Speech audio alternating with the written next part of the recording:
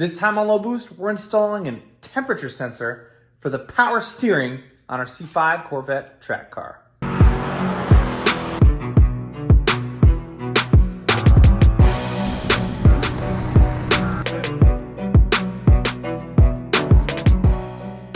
If you guys are new to the channel, this is my C5 Corvette track car. And I've been driving it for a few years at the track, and I've run into a couple of little snags. But outside of those snags, this is probably one of the best track cars that I think you could get for the money. But I'm gonna go over a couple of the things that I've had some issues with and things I've upgraded and why I'm putting a temperature sensor for my power steering. First off, I did an upgrade to the power steering rack. I sent that out to turn 1. They reinforced the seals to make sure that it doesn't leak when it gets really hot. The next thing I did was I used red line power steering fluid that has a much higher temperature tolerance so it doesn't thin out and bleed through the rack itself. The next thing I did was I installed a set-trap power steering cooler that sits right behind this. I did a whole video to it, and I'll put a link to that in the description below on how that was all mounted up. But the last thing I wanted to do for this is not only that I put a new oil cooler right here to get a lot of good air as I'm on the track, I put a temperature sensor in this thing. So I'm gonna go over what I did, how I did it, and exactly how I wired it into the car. Because if you're interested in doing this, whether it's a temperature sensor or any kind of sensor, I found an easy way to actually wire it into the Corvette. Let's check it out. This specific sensor is the oil temperature sensor 6348 that is from Autometer. It's 2 1/16 inches or 53 millimeters, I think. And it comes with a harness, and the harness goes all the way down to the sensor itself, and it does come with a sensor, and I wired it all the way into the car. So I'll show you how I wired it from the bottom all the way inside now. So starting from here, you can see the top of the sensor has the plug that goes in there. That plug has 2 wires, I think it's a gray and a purple. And I ran it through the side, and it came out right here. So I use this loom here, kind of matches everything else. So I've wired it through. You can follow this wire here. That's the 2 wires. A little bit there. And I ran it underneath the booster. It comes to here, all the way to there. Now right here, I took it out of the loom so I could get the wire through that. It's thin, should hold up fine. I also zip tied it there.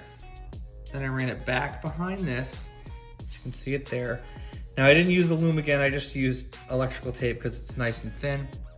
And then I ran it there and up as you get right into here, right up the side of the car. Now for this part here, I actually used a coat hanger to get it into the rest of the car. I'll open the door here so you can see.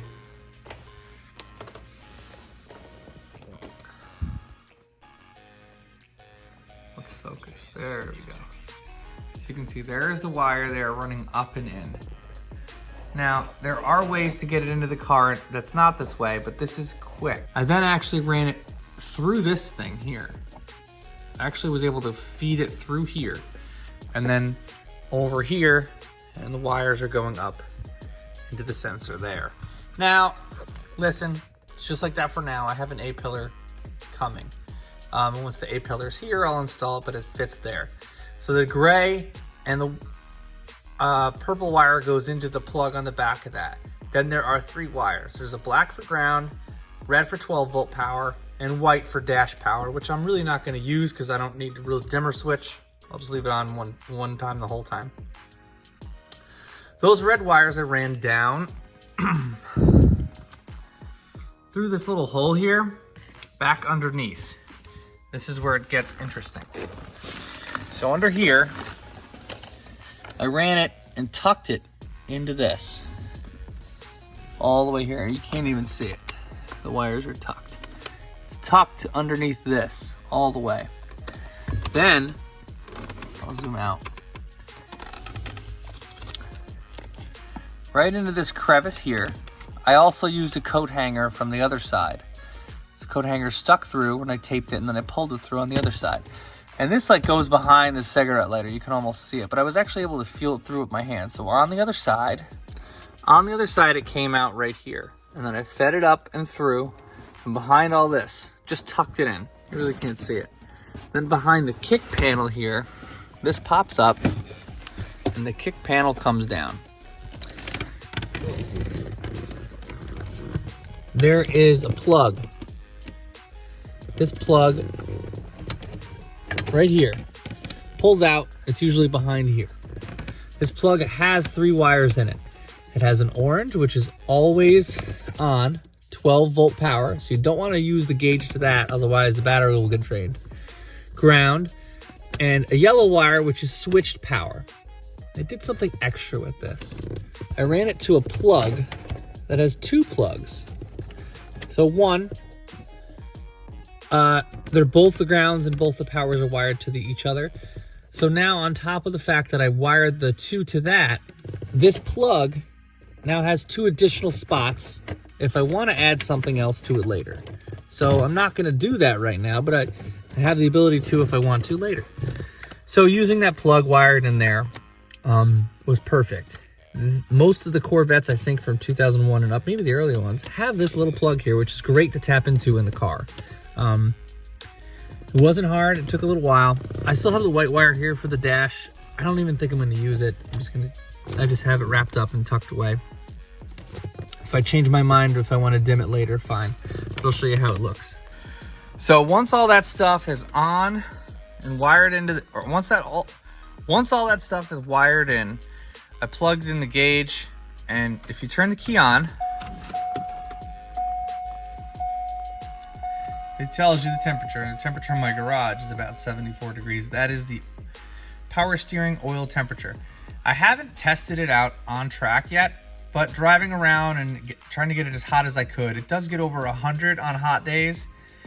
But on the highway, it does get down into like the 80s. And if it's 85 degrees out and I'm on the highway, the temperature of that is 87 degrees. So I think that cooler works really, really well. We'll find out on the 22nd, and I will do a testimonial as to how all of this works after my track day on the 22nd. So stay tuned to that, because I'm definitely going to do a review long-term on this. I have an A-pillar gauge pod coming. Bought it on Amazon. I will do that. I'll do a separate install video, because I know that's not going to hold up out on the track. For sure not going to hold up out on the track. I just want to make a quick video to show you that you could wire this into your car, or any gauge into your car, quickly and easily. And it should hold up to elements. You could use shrink wrap or heat shrink like I did as well, and some crimp stuff. So I'll put a link to some of the crimp and heat shrink stuff that I got in the description below. Really good wiring stuff. I did all the wiring on this as well as this here in the garage. So I'll put a link to a bunch of the wiring stuff that I use for this, because a lot of it's held up really good on the E36 Turbo LS swap and should hold up just fine on this as well. Let me know if you guys have any questions or anything like that concerning this. I'm glad to answer them in the comments. Thank you guys very much for watching, and I'll catch you in the next one.